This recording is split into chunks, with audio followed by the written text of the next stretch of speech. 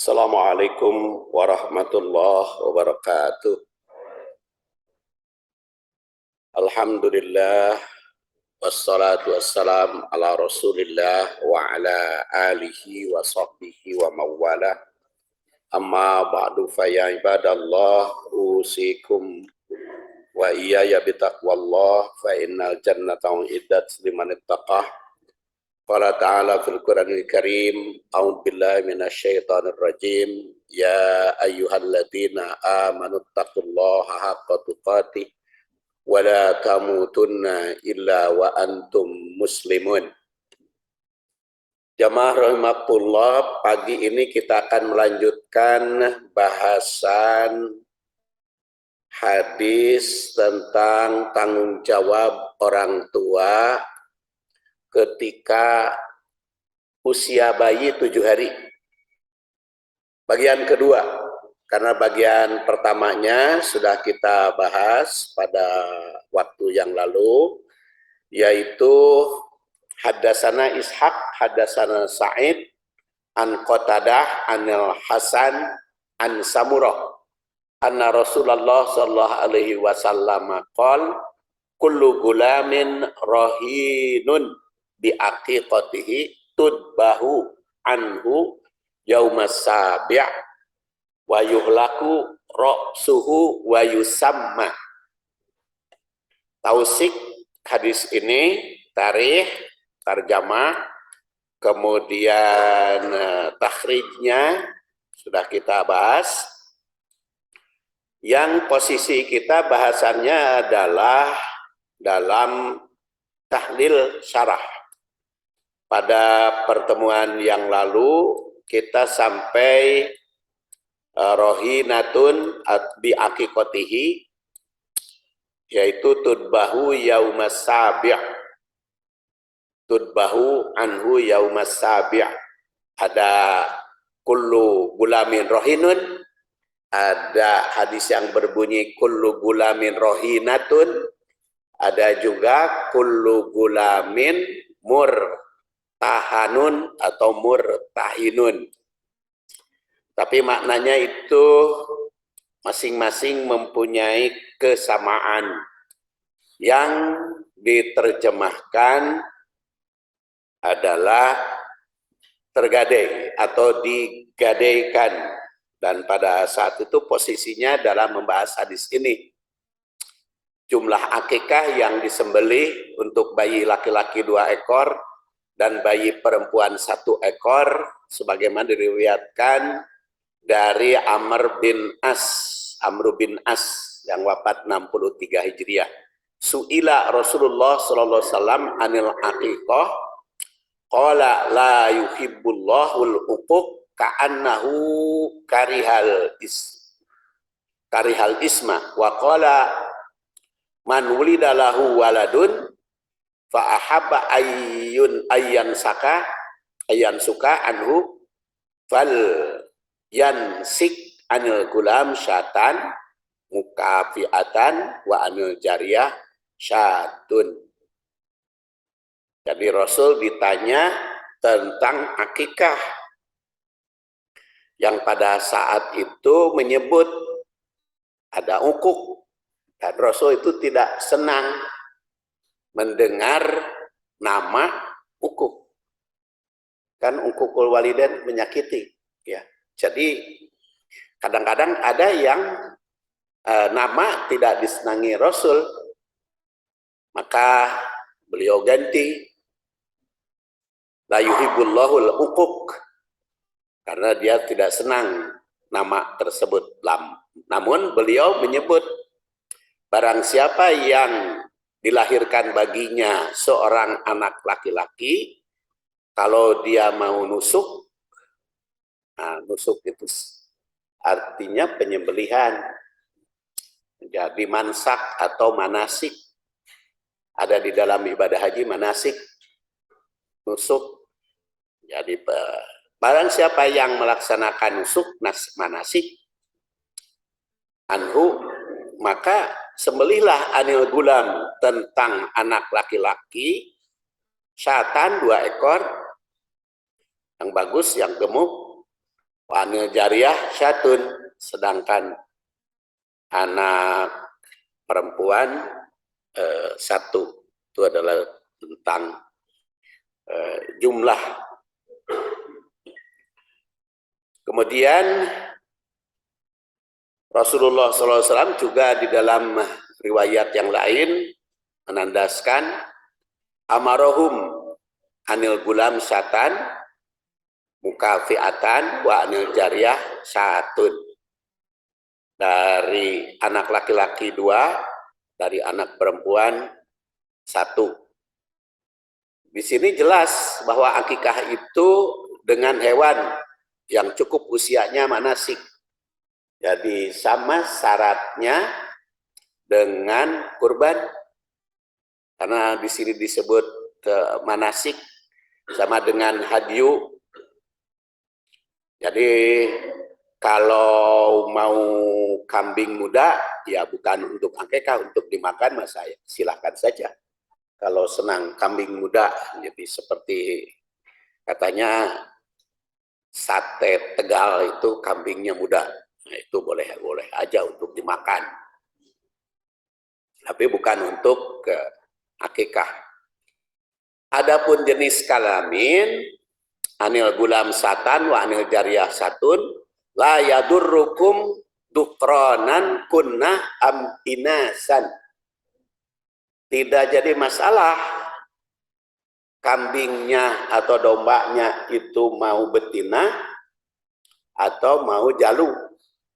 Jadi sama, manasik itu kurban juga boleh hewan betina, boleh hewan jalu, hewan jantan. Kemarin di Alfitrah nggak ada ya yang kurban dengan betina. Tidak ada, ya itu mah sebetulnya kebiasaan aja. Jadi tidak ada itu ketentuan harus jantan, itu nggak ada. Di dalam kurban, di dalam manasik atau di dalam hadyu itu boleh yang jantan, boleh yang betina. Tergantung kesenangan masing-masing dan tergantung kesempatan masing-masing. Kadang-kadang kan kalau kambing atau sapi bajir yang betina itu lebih bagus ya sembelih. Jadi boleh saja. Nanti kalau panitia budhiya ada yang nitip betina, terima aja, nggak usah dipermasalahkan. Jadi hadis ini juga hadis yang sahih. Jadi untuk akikah sama dengan hewan untuk kurban. Boleh dengan hewan jantan maupun betina. Dibedakan antara kewajiban orang tua terhadap bayi yang dilahirkan antara laki-laki dengan perempuan. Ini mengandung makna, antara lain laki-laki itu harus bermanfaat kepada sesama manusia 2 kali perempuan. Manfaatnya. Kenapa manfaatnya? Karena laki-laki mah ada kewajiban ngurus masyarakat, ngurus negara. Kalau perempuan mah nggak ada kewajiban untuk ngurus negara, ngurus masyarakat, cukup ngurus rumah tangga. Kewajibannya bukan tidak boleh. Kalau mau mah boleh saja. Silahkan saja perempuan, ya. Apalagi sekarang di Indonesia lagi laku perempuan. Lagi laku itu perempuan. DPR aja minimal 30% perempuan. Terus gubernur banyak perempuan. Bupati apalagi, bupati, wali kota. Dan ternyata sama aja korupsinya juga perempuan banyak gitu. Dan di Bogor, di mana di banyak sama. Dulu nama cina mau merenan perempuan mau korupsi sama aja. Nah, padahal sekarang di Indonesia itu jumlah perempuan dengan jumlah laki-laki masih seimbang.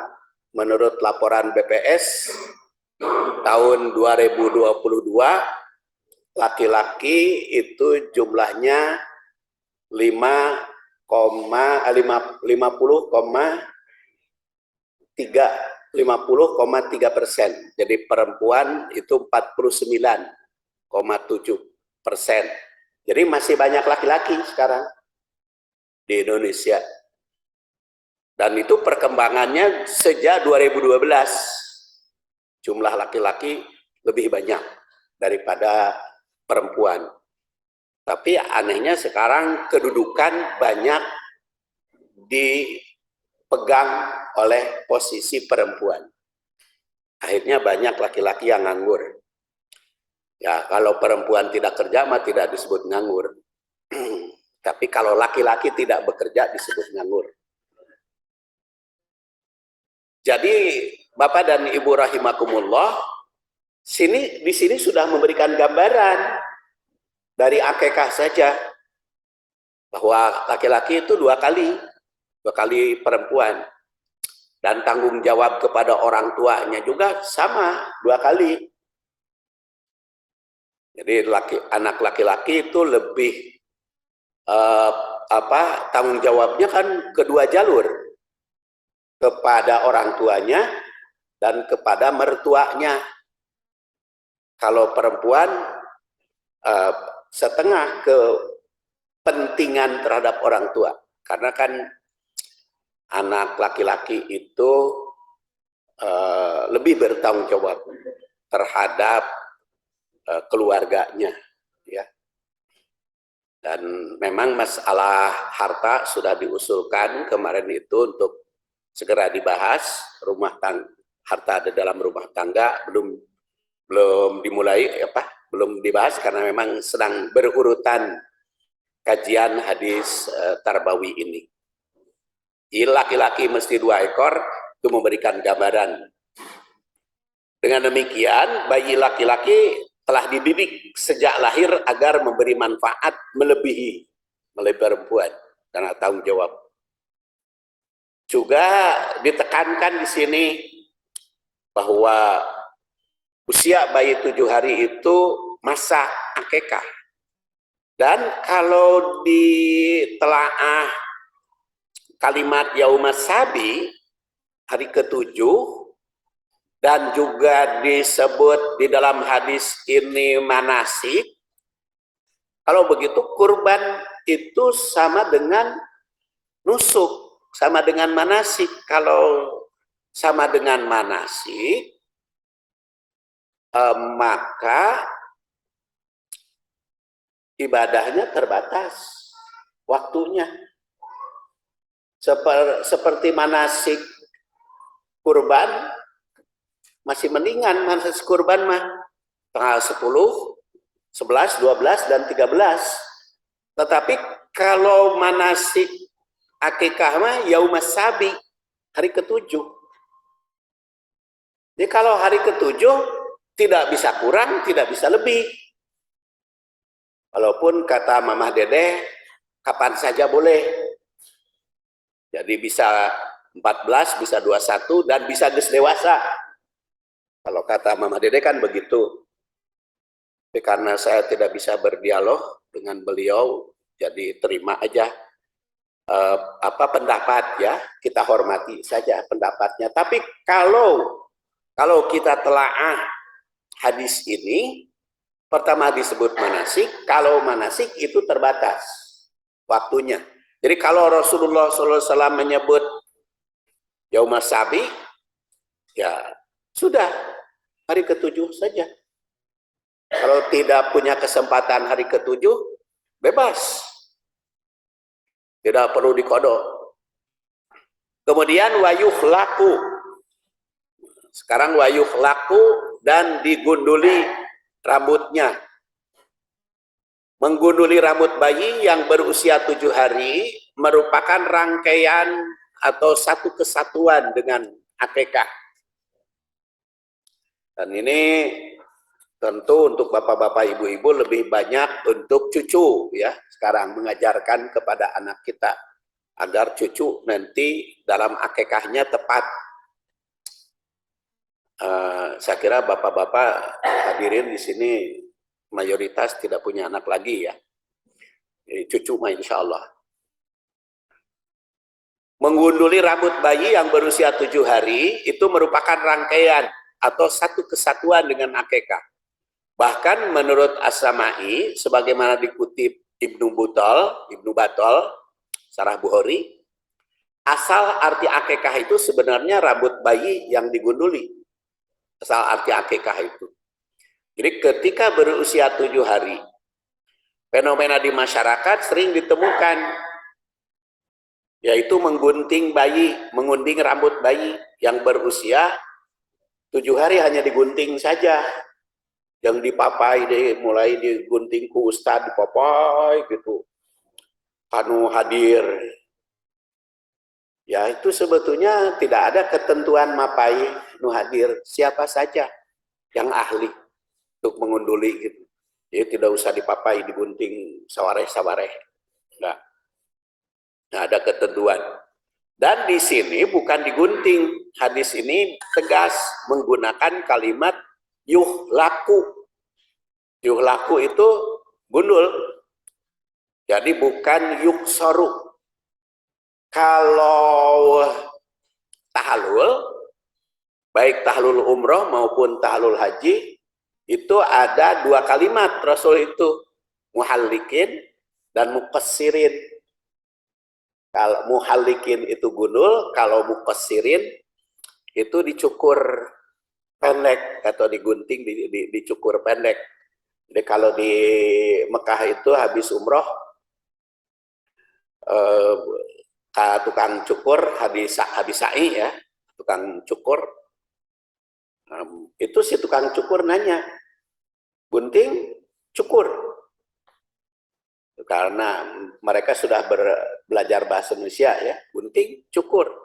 Kalau cukur itu gundul. Tapi kalau gunting, nah itu digunting bagus. Jadi boleh milih kalau di situ. Tapi kalau akekah ini yuhlak, jadi digunduli. Jadi bukan hanya menggunting sebagian rambut. Memang perlu diteliti mengapa rambut bayi yang dibawa dari kandungan ibunya itu mesti digunduli sampai bersih. Ini pasti ada hikmah. Jadi kita harus yakin dulu, pasti ada hikmahnya itu. Cuman sampai sekarang para peneliti belum, di Indonesia khususnya belum saya ketahui hasil penelitiannya. Seperti apa bayi yang berambut dari kandungan itu seperti apa kalau tidak digunduli. Sampai sekarang saya belum menemukan itu hasil penelitian.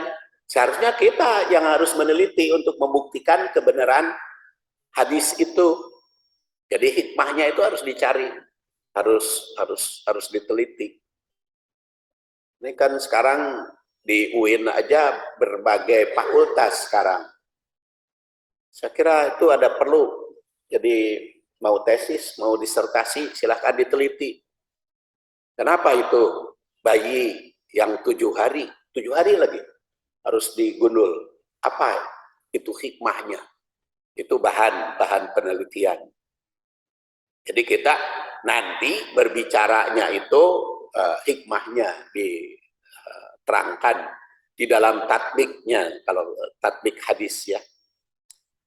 Tapi kita sebagai muslim terima dulu ketentuan hadis itu. Jadi jika medis belum tahu atau belum meneliti hikmah dari rambut bayi mesti digunduli ketika berusia 7 hari, maka kaum muslimin bertugas menelitinya secara ilmiah. Dan memang saya tanya ke dokter gitu, mereka nggak tahu apa hikmahnya itu. Hikmahnya itu mereka nggak tahu.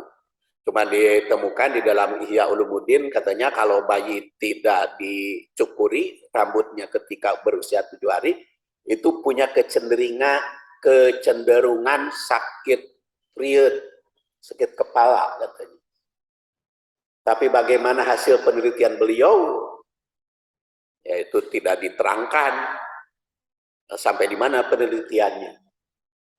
Imam Ghazali yang wafat tahun 505 itu sudah berbicara tentang hal itu. Jadi sebagai muslimah laksanakan dulu saja syariah ini secara baik, baru mencari hikmahnya.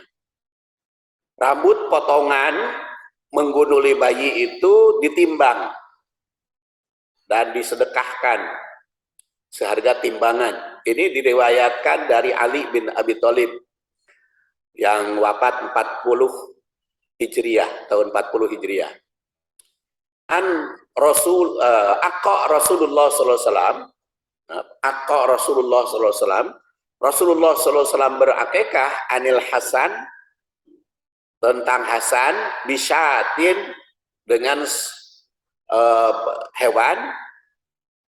Waqala ya Fatimah, wahai Fatimah, ahliki ra'sahu wa tasaddaqi bizinati sya'rihi fiddatan.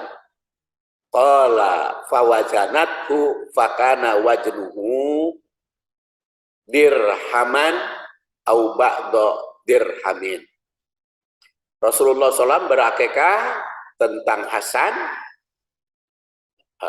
putra Siti Fatimah, cucu Rasul, dan sudah kita terangkan bagaimana riwayat Hasan dan Husain. Hasan lebih tua 1 tahun dari Husain, kemudian diurus oleh Rasul dua-duanya, diurus oleh Rasul sebagai kakeknya. Dan ketika akikah tentang Hasan, bersabda kepada Fatimah, wahai Fatimah, cukuri rambut Hasan itu, kemudian bersedekahlah setimbang rambut bayi itu. Jadi rambutnya ditimbang, kemudian nanti berapa gram, maka dihitunglah dengan dirham. Jadi disedekahkannya dengan dirham. Dirham itu adalah uang perak. Dan uang perak itu senilai 1/10 emas. Jadi kalau emas sekarang 1 juta per gram, maka perak 100.000. Itu 1/10. Makanya ada juga yang berpendapat ditimbang dengan emas saja. Silakan saja, karena di Indonesia mas sekarang perak tidak menjadi standar. Kalau zaman Rasul kan uang ada dirham, ada dinar. Kalau dinar uang emas. Hadis ini menurut riwayat At-Tirmidzi bernama Muhammad Abu Isa yang wafat 279, merupakan hadis Hasan Gharib, tapi menurut Al-Albani yang wafat 1999 hadis Hasan. Jadi bisa diakui kesohihannya. Dirham adalah uang perak yang pada saat itu senilai 1/10. Jadi bisa ditimbang dengan emas yang kemudian disodakohkan 1/10-nya. Itu yang wajibnya. Tapi kalau sodakoh makan dimanapun boleh lebih. Jadi kalau ternyata 1 gram rambutnya, berarti kan 1 juta itu sodakohnya, tapi boleh ukuran dirham, jadi 100.000.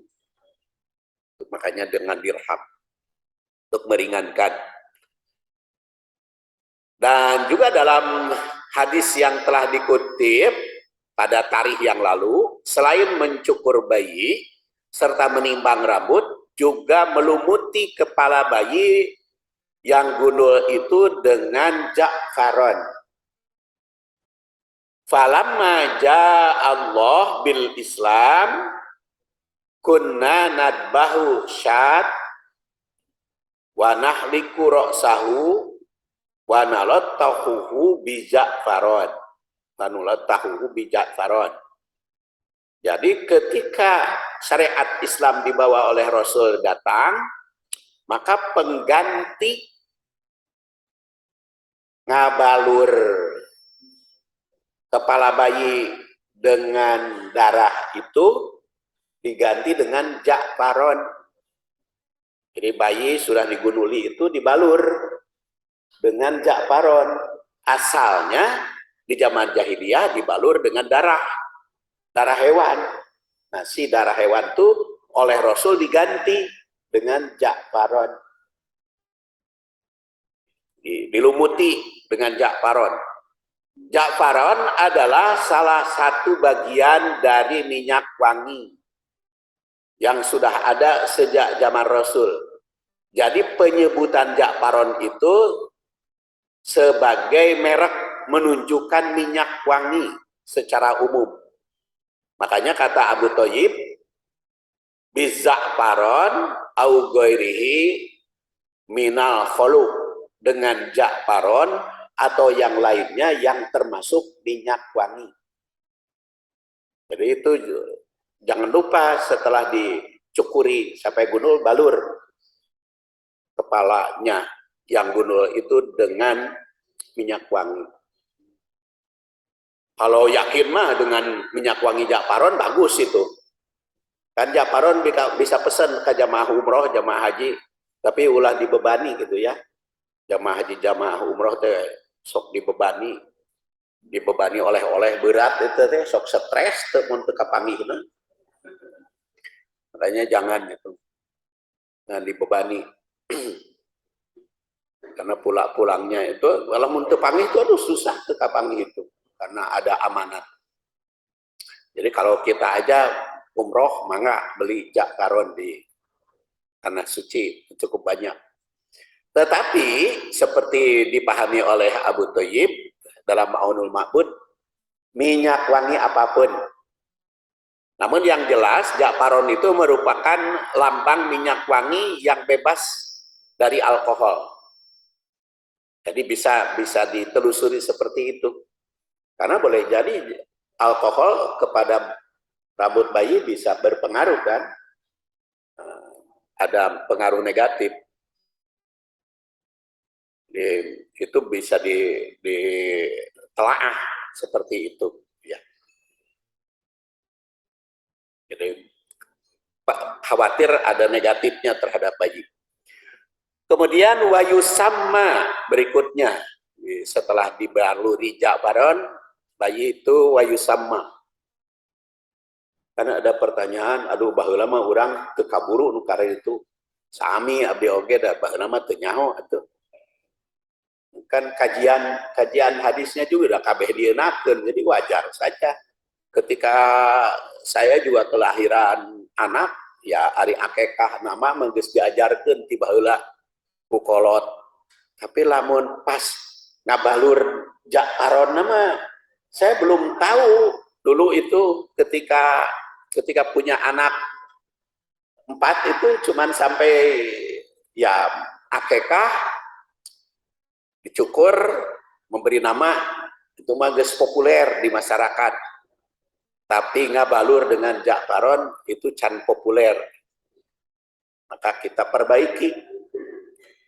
Maka akhirnya sekarang ke incu diwariskan supaya benar. Kemudian wayusamma diberi nama.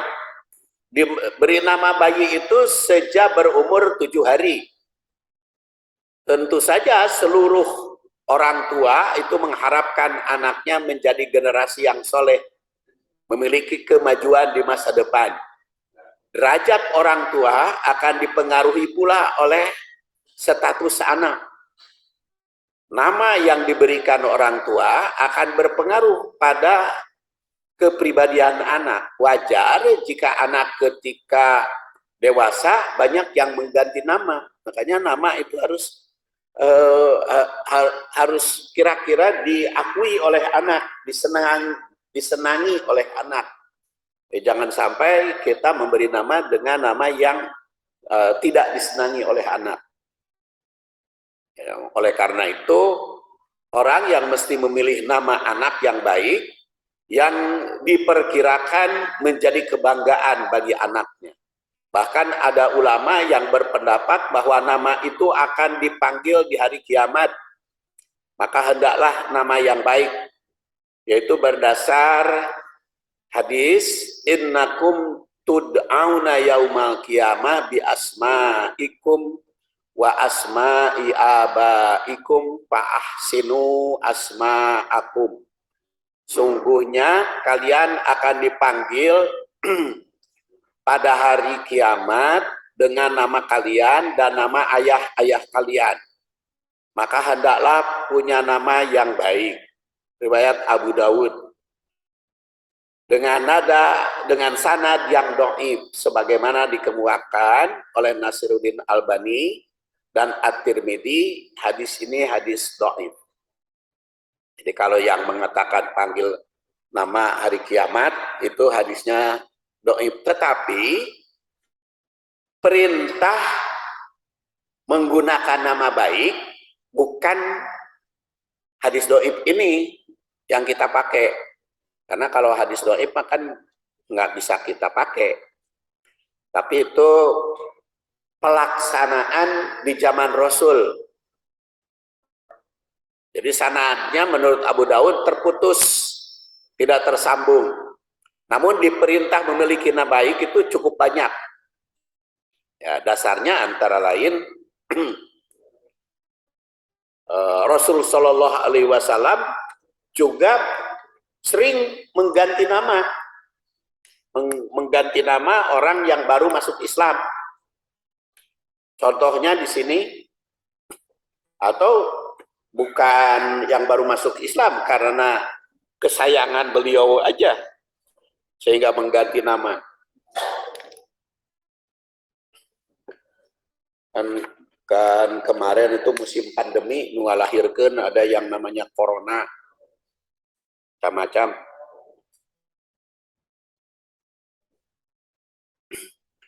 Seperti tadi, ada sahabat menyebut nama Ukuk, maka Rasul tidak menyenangi nama tersebut. Dan banyak juga sahabat yang baru masuk Islam diganti namanya oleh Rasul. Contoh, putra Ali yang bernama Harb, itu diganti oleh Rasul Hasan. Kan ketika bayi itu lahir, lalu ditanya oleh Rasul, siapa namanya? Harb. Ganti. Oleh Rasul diganti. Menjadi nama Hasan. Terus Zaid bin Khoil, itu diganti dengan Zaid al-Khair. Dari Zaid bin Zaid al-Khail, bukan bin. Zaid al-Khail diganti oleh Rasul Zaid al-Khair. Kemudian Mahron, orang dusun Arab, diganti dengan Safinah karena pembawa beban yang berat. Kemudian Al-Barra bin Abi Solah diganti dengan Zainab binti Jahas. Asalnya Barra binti Abi Solah, diganti oleh Rasul Zainab binti Jahas. Kemudian Asiyah istri Umar ketika masuk Islam diganti namanya dengan Jamilah binti Sabit. Jadi Rasulullah SAW juga kalau melihat anaknya kurang pas nama itu diganti. Di kalangan kaum muslimin juga kan ada namanya Maskanah, Siti Maskanah. Siti Maskanah itu kan artinya kemiskinan.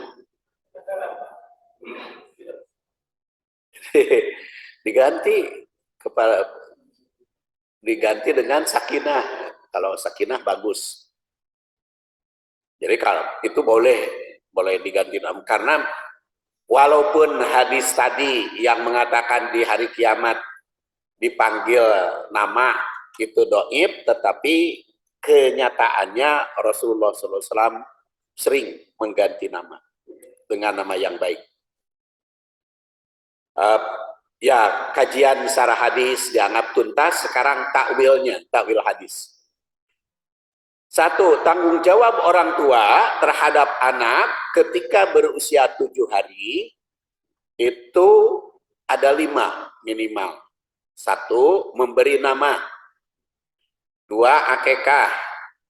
3. Menggunduli rambut bayi.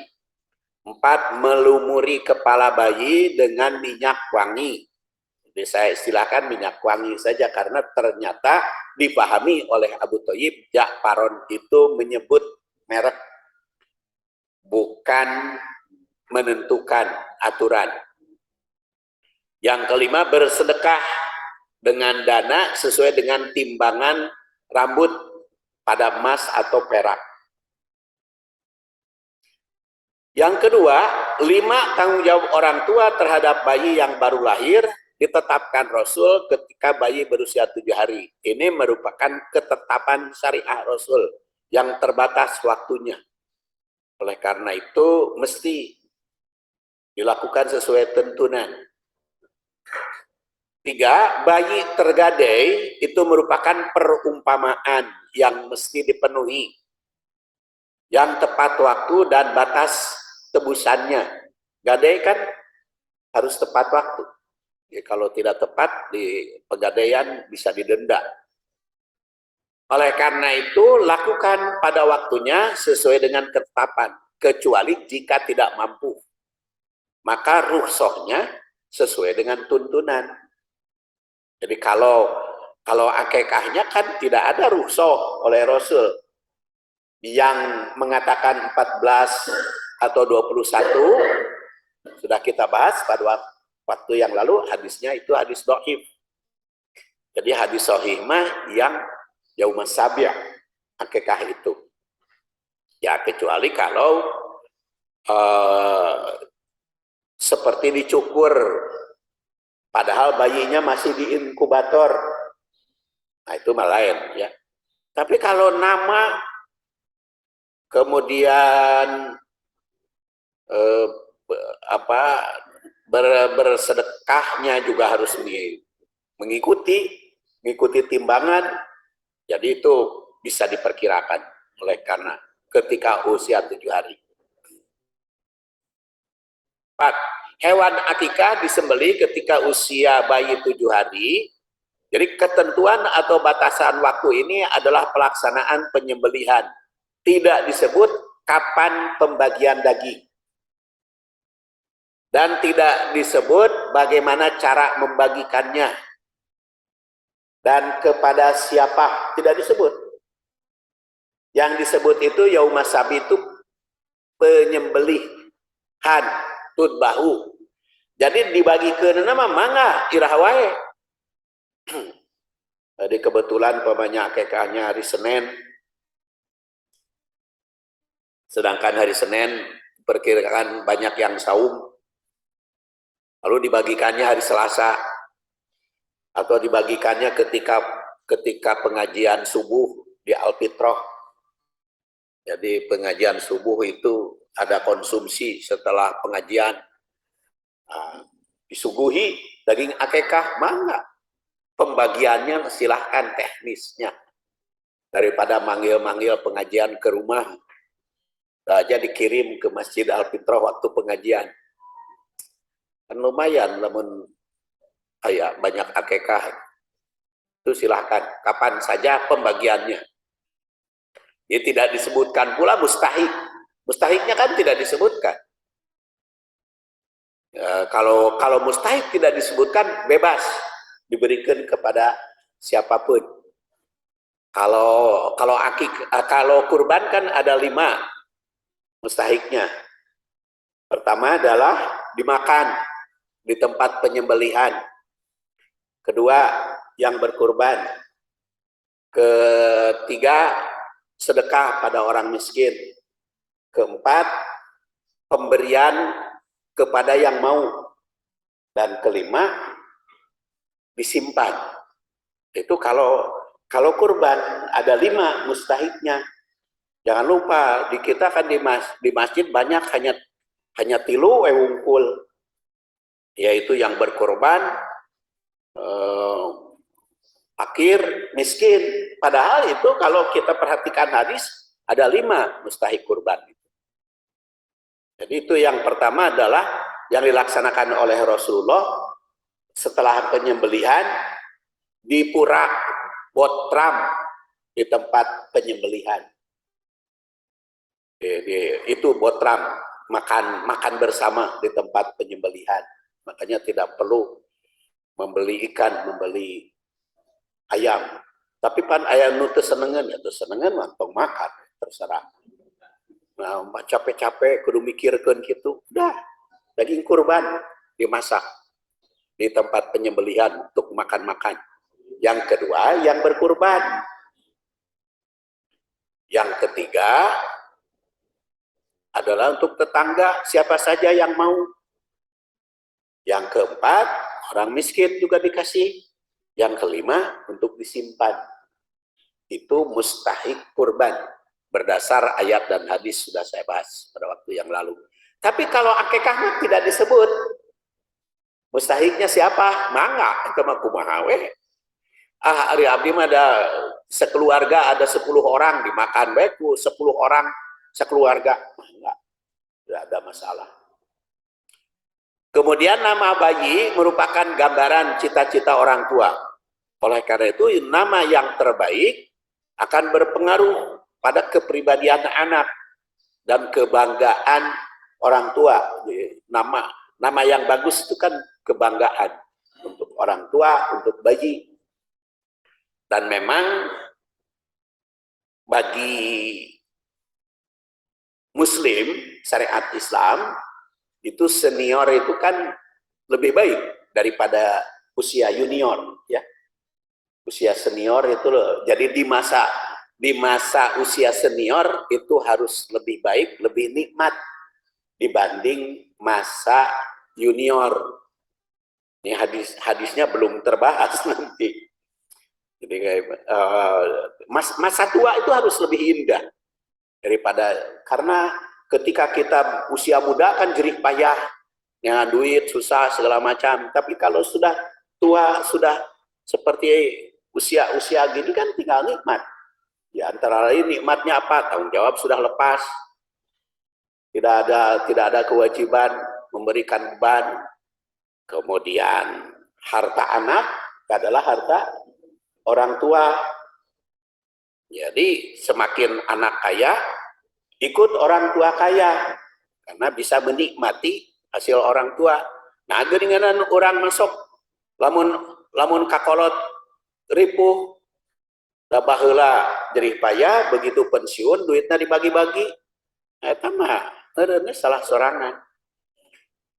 Pensiunnya untuk dinikmati, bukan untuk dibagi-bagi kepada ahli waris. Ahli waris makin we, anak masih da usaha sorangan, bukan dibagi-bagi. Itu ada pengalaman gitu ya, yang datang ke rumah begitu tua teripuh karena begitu dapat pensiun dibagikan ke anaknya. Kemudian yang keenam, melumuri kepala bayi dengan minyak wangi itu sebagai koreksi adat jahiliyah yang suka melumurinya dengan darah hewan. Saat ini yang berlaku adalah melumurinya dengan minyak wangi, yang merupakan lambang kepribadian setiap insan. Jadi manusia muslim itu baik laki-laki dan perempuan harus tidak boleh bau. Tidak boleh bau badannya. Dia harus harum. Kalau perempuan jangan semerbak harumnya, mencegah bau badan. Ketujuh, bersedekah minimal seharga emas atau perak yang seimbang dengan rambut bayi.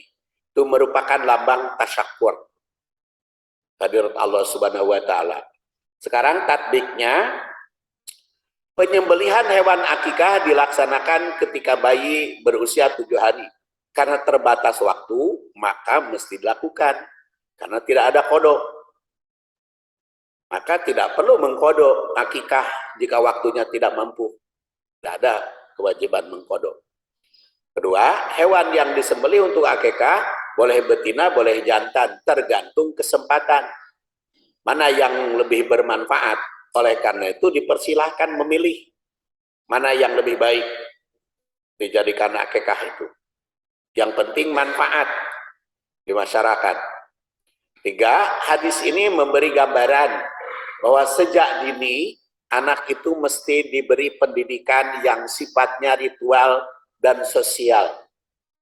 Ritualnya tadi dilaksanakan, sosialnya bersedekah. Sejak usia 7 hari harus rela berkorban, rambutnya dicukur. Nah, itu ritualnya. Memberi manfaat kepada pihak lain. Anak laki-laki dilatih sejak dini memberi manfaat pada masyarakat melebihi wanita. 4. Penanaman disiplin bagi orang tua dan keluarga karena diberi tugas tepat waktu. Penanaman disiplin ini, waktu ini memberikan didikan. Makanya jangan membeli daging. Saya katakan, akikah itu jangan membeli daging. Menyembelih. Karena sekarang orang-orang kaya itu telepon aja ke juru akikah. Tuh akikah saya nanti dikirim ges jadi sate, ges jadi itu. Itu yang penting datang ke tempat hewan sembelih. Kalau tidak bisa diri sendiri menyembelih, ajak orang atau tukang di situ disuruh disembelih depan kita. Kalau hanya manggil, tiba-tiba waktunya datang geus di sate, saya mah eta mah bukan akikah, tapi beli daging. Jadi ya itu penanaman, berkorban, orang tua berkorban. Ya minimal itu ada perwakilan lah ke tempat penyembelihan akikah. Tuh ibadah ya. Toh yang lain-lain juga kita mampu memaksakan diri. Tapi itu didikan bagi kita. 5. Tasyakur nikmat bagi orang tua berkaitan dengan anak. Oleh karena itu anak yang baru dilahirkan mesti diterima secara baik dan tasyakur. Tidak boleh anak dilahirkan itu disambut dengan keengganan mengurus. Jadi disambut keengganan, tapi itu harus tasyakur. Makanya kalau saya berdoa bagi pengantin, ya Allah, apabila engkau akan menganugerahkan anak kepada pengantin ini, berikanlah anak yang soleh. Bukan, ya Allah, segerakan punya momongan. Enggak begitu. Tergantung kepada mempelai, memang hayang boga anak atau tidak. Nah, maksakeun doa. Ya, itu kan sering, semoga cepat momongan. Itu maksa itu kudu boga anak. Jong setiap papangih ditanya, boga anak, padahal kan anak itu tidak wajib. Terserah mau punya anak mau tidak. Makanya saya juga diuji dari 4 anak, 1 tidak punya anak. Ya, karena itu ujian. Saya katakan kepada anak saya yang ketiga, Bapak tidak akan nanya kamu punya anak atau tidak, toh tidak wajib anak itu. Sekarang kan nikahnya sudah 16 tahun, tidak punya anak. Saya katakan kalau mau punya anak waladin solihin yadmulahu, ambil anak orang, urus. Dan itu banyak anak yang terlantar di berbagai tempat, ambil itu. Dan ternyata dia ambil yang asalnya ketika bayi mempunyai kelainan,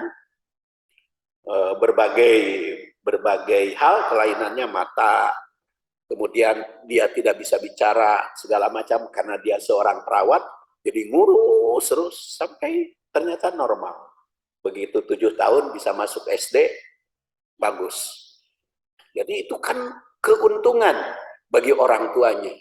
Karena orang tuanya itu tidak mampu mengobati anaknya pada saat itu, tapi karena ini ya punya kemampuan, jadi dirawat dan sebagainya, itu berhasil.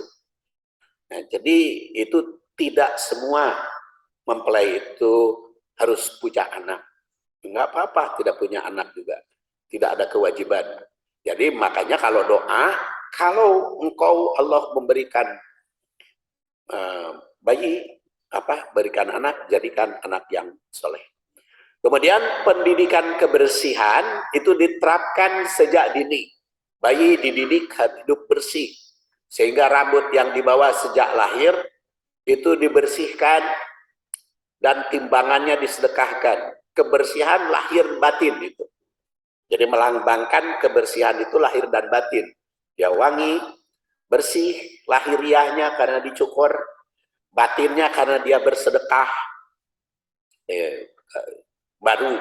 Baru yang saya ketahui dari situ. Mungkin dari sudut medis kita tunggu. 7, menaburkan atau melumuri wewangian bagi bayi itu merupakan didikan agar setiap muslim biasa wangi. Muslim dididik jangan harus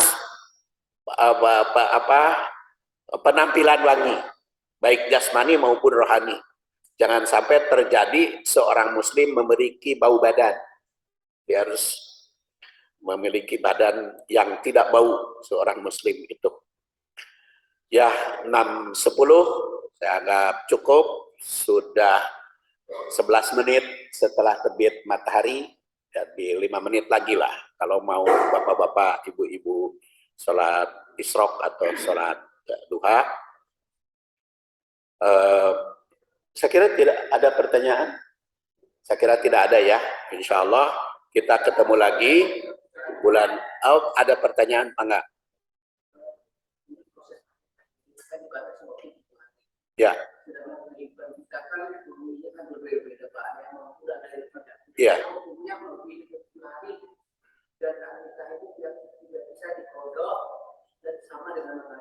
Ya. Ya, yang namanya syariat Islam kalau tidak mampu bebas. Jadi kalau yang namanya tidak mampu itu bebas. Ya, terima kasih.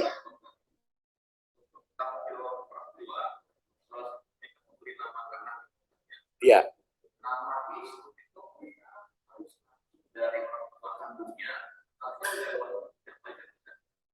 Siapa saja, karena di situ kalimatnya yusamma, diberi nama. Diberi nama itu kan fa'ilnya tidak disebut. Siapa yang memberi nama? Sama dengan tudbahu, disembelih. Jadi disembelih itu bukan harus oleh ayahnya. Jadi siapa saja yang menyembelihnya. Jadi kalimatnya itu pakai majul, fi'il majul ya. Jadi bukan fi'il maklum. Jadi itu menunjukkan boleh yang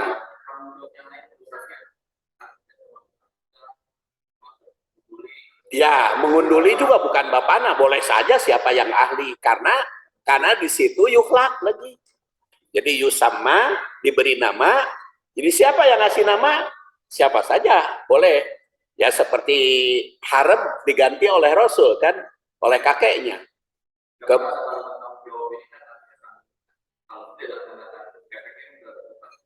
Ya, makanya disebut di sini tanggung jawab orang tua. Jadi bukan tanggung jawab ayah. Tanggung jawab orang tua. Orang tua itu kan bisa kakek, bisa nenek, bisa paman, bisa segala macam. Dan di situ kalimatnya tudbahu, disembelih. Jadi bukan ayahnya harus menyembelih.